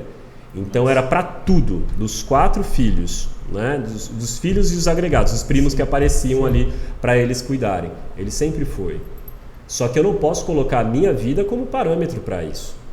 Então eu percebo ali centenas de pais que querem trocar, eles querem aprender. A gente fala que é uma grande troca ao grupo. Gente, minha filha está com não sei o que e aconteceu tal coisa, o que eu faço nessa situação? Né? Sempre tem alguém que manda uma informação, faz um vídeo mostrando, ou eles se reúnem. Infelizmente agora por conta da pandemia não dá para se reunir tanto, né? Mas quem é de São Paulo se reúne lá, aqui quem é do Rio se reúne lá. E eu adoro aquele movimento. E esses dias, né, como eu estava falando, eu falei para eles numa situação de encontro, né? Eu falei, gente, para mim, vocês me quebraram alguns tabus na minha cabeça. Porque as referências de homem hétero que eu tinha eram ou os meus irmãos, que são meus amigos, e o meu pai, e homens que totalmente se distanciavam quando eu, por exemplo, falava que eu era gay. Né? Então, com gay a gente não fala, com gay blá blá blá. E eu percebo que é uma troca de igual ali, cara. Que é realmente verdade, né? Então, é um grupo lindo, se você puder, porque tem alguns aqui, algumas das lideranças em São Paulo, eu já vou chamar aqui para falar com você. Por favor, vamos fazer um bate-papo porque é um movimento lindo, assim. A gente fez um congresso agora no final do ano passado, né? Eu estava numa das mesas que o professor Nogueira estava, né? E o Nogueira, não sei se vocês conhecem, ele é eu falo assim, que ele é um cabeção assim dos nossos, e eu acho que é um grupo que tem trazido muita relevância para esse assunto, e eu acho que só tende a crescer assim. E existem pais pretos presentes e a gente precisa mostrar isso para a sociedade, para mostrar para essa molecadinha que está chegando aí que não é só fazer e ir embora, assim. Você tem que cuidar aí, você não tem que participar, você tem que estar ali para a par com a mãe, né, e investindo na educação desse pretinho, dessa pretinha, porque é aí que a sociedade muda, sabe? Sim, é aí que a sociedade muda. Verdade. Porque até isso, né, Bruno? Até amorosamente acabaram com isso, né, Cris? A gente sempre entendia que Pra gente fazer parte de uma sociedade, a gente tinha que casar com um homem branco. A mulher negra era isso. Você não sabia disso não, Bruno? Vou te contar isso. E a gente sabe o problema que é essa construção, que é uma construção, inclusive, midiática. Para nós, homens pretos, inclusive nesse lugar também, Eliana, é muito difícil. Né? Por uma série de razões. Então, tipo assim, isso aqui, esse tema que a gente está falando, ele é muito profundo, porque ele não dá conta de todos os problemas do que é ser preto no Brasil num único podcast. Sim. Né? Então, a gente só quer fazer, gente, que vocês pensem um pouquinho o tanto de problemas que nós temos. Só tá jogando provocações. Sim, só isso. É isso aí. Sabe? É isso que faz a pessoa parar e falar, nossa, mesma coisa com o celular, tipo, não tinha pensado por esse ângulo. Exatamente.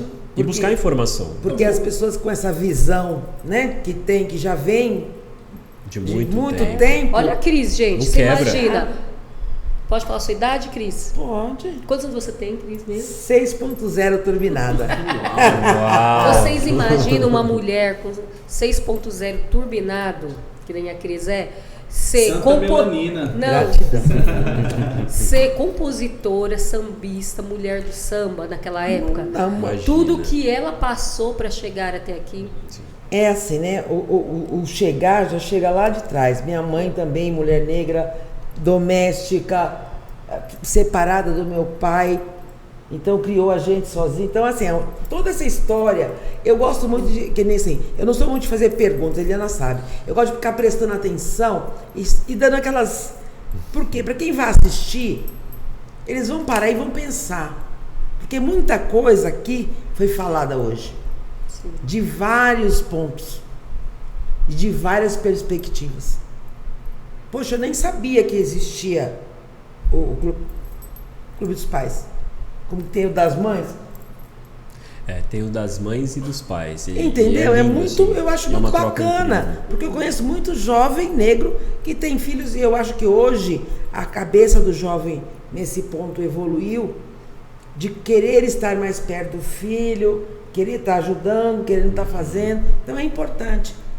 Então eu gosto eu deixo a pessoa à vontade para ir poder soltar para a pessoa abrir a mente. Porque acho que é só assim que a gente vai conseguir ir dando uns starts diferentes para quem está chegando.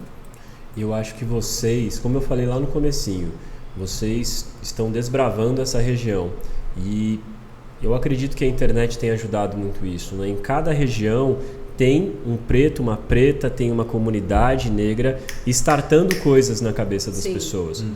E eu acredito que é isso, cara. Eu falo muito pra molecada, procurem, vocês estão na internet, procurem coisas boas na internet. Tem muitas referências incríveis na internet para vocês seguirem, que eu não tinha na minha infância. O seu cabelo, por exemplo, Bruno, eu tenho Black Power Days, né, de 2005, eu fiz o dread agora, mas o dread também eu percebo. Cara, eu era referência ruim na faculdade, na rua, né? As pessoas tiravam sarro porque não tinham muitos. Hoje, quando você abre o Instagram, olha quantas crespas, quantos crespos, sabe? Então, ressignificação de muita coisa. Então, eu acredito que a internet, ela tem sido também um arauto ali para a comunidade negra, sabe? Trazendo muito conteúdo, trazendo muita referência relevante, cara. Esse debate mesmo, né, Regis, que vocês estão fazendo, eu sigo a página dos Pais Pretos, né? Eu não tive uma boa referência de pai. Meu pai tem mais de 30 filhos, cara. É uma bagunça, assim, na minha vida. Então, assim, o trauma que criou, o primeiro neto da minha mãe, dos 5 filhos, chegou agora no final do ano, né? O Inacinho chegou agora, uma gracinha. Mas assim, eu durante muito tempo, eu ficava pensando se eu ia ser pai ou não, porque me causou tanto trauma. E esse debate sobre a perspectiva de masculinidade numa questão racial, ela é muito nova, cara. Muito. Se você encontrar homem preto que faz terapia, você já, pô, negão, já é diferente. A gente fala exatamente É diferente. Sim. Se homem preto tá na roda de masculinidade, é diferente. E tem uma cobrança, sou homem hétero cis periférico. Tem uma cobrança pesada. E aí eu não tô trazendo aqui pra me vitimizar. Ó, gente, seja mais leve, eu sei dos problemas. Obrigado. E eu não tenho problema de esconder os meus problemas, porque eu também fui forjado numa lógica desse corpo máquina. Porque a branquitude também só enxerga a gente como máquina de sexo. Só como máquina de sexo. A branquitude, né, e como hétero, né, as mulheres brancas também enxergam nesse lugar. E a gente tem uma dificuldade de entender. E aí, trazendo essas questões, é para falar para a rapaziada, irmão, se você tem condição, vá fazer uma terapia. Eu, durante muito tempo, eu falava, não vou fazer essa parada não, esse bagulho é de boy. E é de boy. Mas hoje tem alguns acessos, como por exemplo, roda de masculinidades, que você consegue fazer de forma gratuita.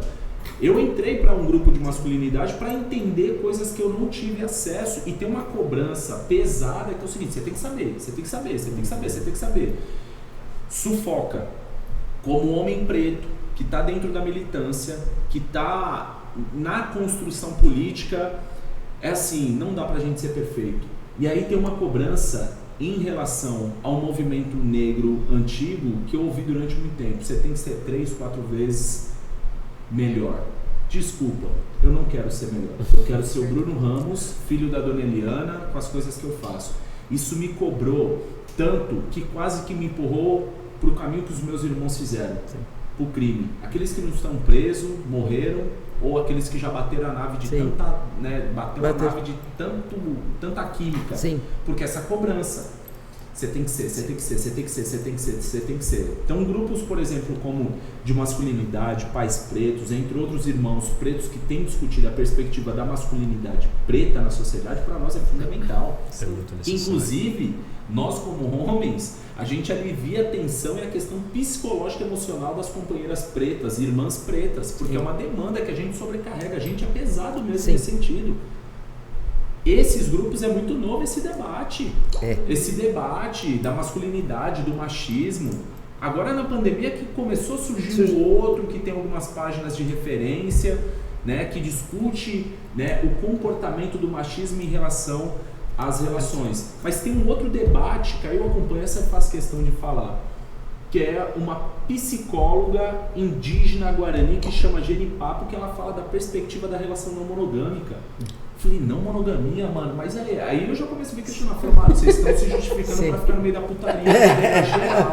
Geralmente assim a não monogamia é você entender um lugar político que inclusive você consegue se disciplinar, e que a monogamia foi uma construção política de 1538 dos jesuítas. Chegaram, falou, nossa, os indígenas têm uma relação nesse formato, criminaliza, isso está nas cartas, e cria um processo monogâmico que vira essa sociedade maluca, desesperada, ciumenta, possessiva.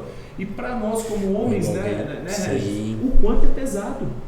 Quando alguém chega falando o contrário, né, as pessoas elas piram, cara. Não sei se vocês curtem, né, o Baco Exu do Blues. O último álbum dele fala em alguns momentos sobre isso, né? Ele questiona Sim, e também no sentido de como é a relação, né? Como teria que ser a relação perfeita, o que é a relação perfeita, que em algumas músicas ele fala, não, eu tô com ela, tô com a outra, e qual é o problema disso daqui? E eu percebo que algumas pessoas se incomodam demais com isso, né? Mas aí quando a gente para pensar nesses incômodos, você vai saber de todos os atravessamentos que fazem uma pessoa preta se incomodar nesse sentido, né? Então é religião, é o que a sociedade pede, o que a sociedade está te obrigando, a lógica da quebrada. Então eu acho que esse podcast aqui é realmente para várias provocações, assim, porque se a gente for listar e tentar se aprofundar nisso daqui, a gente sempre vai entender que esse país não foi feito para a gente. E nós estamos aqui ocupando esse país. Eu acho que a gente está ocupando e adaptando esse país para que a gente consiga viver um pouco melhor, né? Porque ele não foi feito pra gente. Mas mesmo assim, a minha esperança é muito grande em 2022 para o povo preto. Eu acho que a gente vai avançar. Quando a gente chegar em dezembro, a gente vai falar, o que aconteceu pro povo preto? Vai ser algo muito bom. Né? A gente vai ter um crescimento de todas as esferas. Tudo que a gente falou aqui, a gente vai ter um crescimento muito bom pro povo preto. O que a gente precisa fazer é o povo preto acreditar no próprio preto. Sim. Né? Se isso acontecer de verdade, eu falo que a minha luta toda desse ano vai ser isso. Esse podcast eu e a Cris criamos justamente para isso. Para que a gente levante o povo preto, olhar, falar, olha, nós temos direito, nós podemos ocupar espaços. Nós somos potência. Nós somos potências. Vocês estão fazendo isso lindamente, meninas. Nós somos potência. Eu queria que vocês deixassem antes de a gente terminar, cada um de vocês deixasse uma mensagem para quem vai ouvir, né? E depois no final Daquilo também que... colocar a rede social de vocês, que é importante. o seu trabalho. Bom, primeiro, obrigado meninas por nos chamarem aqui, por me chamarem. Uma honra estar aqui com vocês, com o Bruno. A gente sempre aprende cada vez mais. E a minha mensagem é sempre a mesma, assim. Afronte, lute, seja um homem de coragem, uma mulher de coragem. Quando eu falo coragem, é colocando a cor mesmo ali no começo de todas as coisas. E ressignificar, a gente precisa ressignificar as coisas.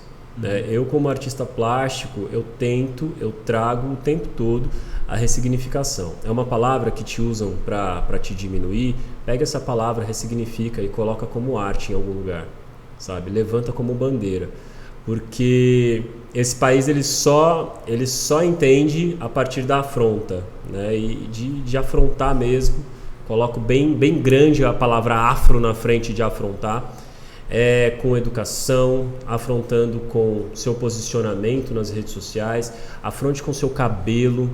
Eu dou aula para adolescente, então quando eu chego esse começo de ano, né, chegaram as crespas, eu já chego lá, já elogio, falo, é isso mesmo, sabe? Cada vez mais colocando a negritude como bandeira, né? E também valorizando movimentos como esses, de trazer pretos para falar, né? Dar espaço para fala. De repente vocês vão olhar pra gente e falar, meu Deus, esses meninos falam demais, eles não param de falar. Gente, a gente não teve nenhum espaço, né? Nenhum jovem preto teve espaço há alguns anos atrás, como que está acontecendo hoje, o que tem acontecido na sociedade. Então o preto tem que falar mesmo, tem que chegar aqui e gritar, se não é verbalmente, é imageticamente com arte, com fotografia, com o que for necessário, para que esse país comece a mudar. Olhar para a gente como potência, respeitar os nossos espaços e saber que a gente vai ocupar cada vez mais espaços. Assim, não tem volta, cara. Se você tem problema com preto, cara, vai fazer terapia, tá? Porque não tem volta. Né? A gente não vai voltar para onde a gente veio. Esse país é nosso também. Exatamente. É isso. Eu quero agradecer, mas eu tô aqui, essa fala do Regis, né, fez pensar o que alguns irmãos, eu sempre vou falar desse lugar. Sim. Vou falar e que os brancos que já entenderam o lugar deles, a obrigação deles é sair da culpa, a culpa paralisa. E tem uns que falam assim, precisamos dar vozes. Eu tô rindo aqui assim, ouvindo você falar, eu falei, mano, você acha que você consegue me dar voz? Você é muito atrasado em todos os sentidos.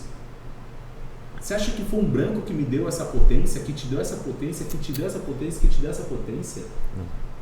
Foi a nossa ancestralidade. O papel de vocês é amplificar as nossas narrativas, as nossas vozes. Vocês não dão voz para ninguém, vocês não conseguem dar voz para vocês. Sempre quando vocês abrem a boca para falar alguma coisa na perspectiva racial, só sai fede. Sim. Fede. Então, eu não quero me alongar, eu quero agradecer imensamente ter dividido esse espaço com o Regis. Prazer conhecê-lo pessoalmente, irmão. Também. A gente vai estar conectado nas redes. A Cris, né? Prazer. Sem sombra de dúvida, Eliana, por esse convite, né? Axé, gratidão por estar aqui compartilhando com os nossos, né? É isso mesmo. E a gente falou sobre muito essa perspectiva de um futuro negro, um futuro coletivo, um futuro que tem autonomia, né? E aí eu quero utilizar uma frase de Mahatma Gandhi: sejamos nós a mudança que queremos ver no mundo.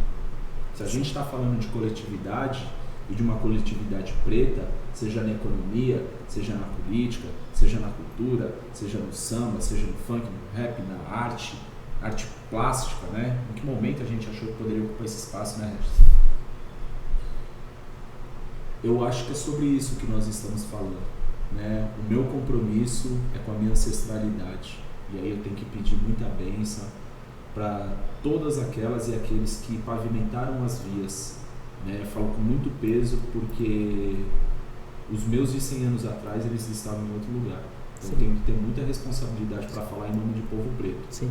Ser preto não é só o tom de pele, não. É consciência racial, é empatia com o seu, né? Porque a gente vê que pessoas também têm se apropriado do discurso disso e aproveitando a onda. Agora é moda falar disso, agora é moda ter preto nisso, não é moda não. Isso é autonomia, construção que vem de muito tempo mesmo. Então, falar desse lugar, de um movimento tão criminalizado, um movimento tão estigmatizado, tão perseguido como é o funk, cada vez mais eu preciso ter responsabilidade nos lugares que eu passo, com quem eu falo, ter empatia, né? E sempre olhar para as nossas crianças.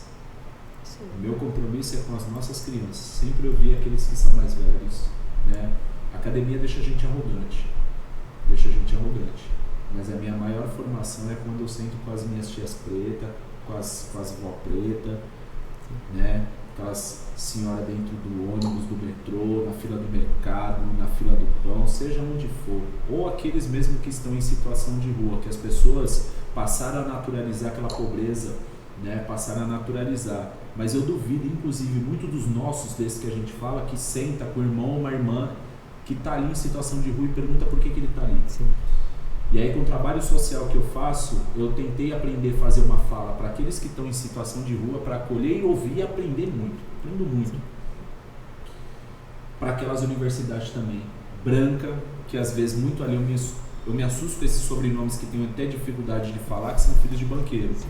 Mas eu também quero estar nesses espaços falando e para fazer com que eles entendam a nossa luta, né? A gente não vai conseguir superar ela se for só entre nós. Primeiro porque quem criou o racismo não foram nós pretos. Então os brancos é obrigado a entender a perspectiva racial e eles são obrigados, não estão fazendo nenhum favor para nós, eles são obrigados a falar sobre a branquitude. Sim. Nós pretos falamos que da nossa ancestralidade. Os brancos também têm ancestralidade. Sabe qual é a ancestralidade do branco? A maldade, a crueldade, a acumulação. A ancestralidade do branco é egoísta. Então os brancos eles precisam começar agora a olhar para dentro e fazer essa movimentação, esse entendimento, falar sobre a branquitude, né? Eles precisam cada vez mais se posicionar numa luta antirracista, não é postar no Instagram Blackout Tuesday, né? Eu só quero pegar um gancho na pós-morte do George Floyd, gente ocupando as ruas, né? E aí chegavam uns brancos para mim e falavam o seguinte: vocês têm que fazer igual o que os pretos estão fazendo nos Estados Unidos. Uma luta linda, estão ocupando, tacando fogo em tudo. Eu falei, eu tenho essa disposição. Mas você, branco canalha, que está falando isso para mim, você vai ter a coragem que os brancos estadunidenses estão fazendo? Como assim? Já cruza o braço. Cruzou o braço e já gerou um desconforto. Como assim? Os brancos estadunidenses, a formação deles é diferente. Eles passaram a fazer um cordão de isolamento entre a polícia e o movimento negro nos Estados Unidos. Vocês têm coragem de tomar um tiro por nós? Porque a gente já vem derramando sangue há muito tempo para limpar a cagada que vocês fizeram. Então, um dia que vocês brancos tiver a mesma disposição, pode ter certeza que a gente tem disposição de virar esse país de cabeça para baixo. Exatamente. Mas enquanto isso, eu estou trabalhando no rede social. Gente, essa é a discussão. Eles querem que a gente limpe a cagada que eles fizeram. É isso. Então, não é isso que eu queria finalizar na fala do Mahatma Gandhi. Sejamos nós aqui que estamos, né? Obrigado, Axé, gratidão por estar aqui. Sejamos nós a mudança que nós queremos ver no mundo. Eu acredito. Eu olho pro olho daquela criança ali, é as crianças que tem na sua escola que eu já fico emocionado, né? Então eu tenho obrigação com a minha ancestralidade. Axé minhas irmãs, axé meu irmão. Axé, gratidão. Gratidão. Show de bola. Amei. Que bom. Mesmo conhecê-los. Entendeu? Gratidão. E a gente tem que o mais importante de tudo é o coração que fala. Não é a boca. É falar com o coração. Exato. Fácil não é, mas nós vamos conseguir a cada passo chegar lá. Outra, fazer até onde também nos cabe. Porque cada um, eu, ela, você e quantos outros, precisamos tomar atitude de fazer a nossa parte. Certo. Né? Que nem eu falei, muita gente fala pra mim, por que você coloca cabelo? Você não gosta de ser preto, cabelo loiro? Eu gosto desse estilo. Pronto, acabou. Eu não deixei de ser negra, preta, porque eu tô com o cabelo. Porque não tá aqui. Tá aqui. Tudo que eu passei. Tudo que minha mãe passou, meus avós, tá aqui. Né? Então é muito importante a gente primeiro tá dentro do coração. E daí vai. O que vai só na boca fica muita coisa vaga, mas quando é do coração. Exato. Falar quem você é. Gratidão, meninos. Gratidão demais. Terminamos, né? E aí, foi leve? Foi ótimo. Foi leve, Isso aí. gente. Acabou.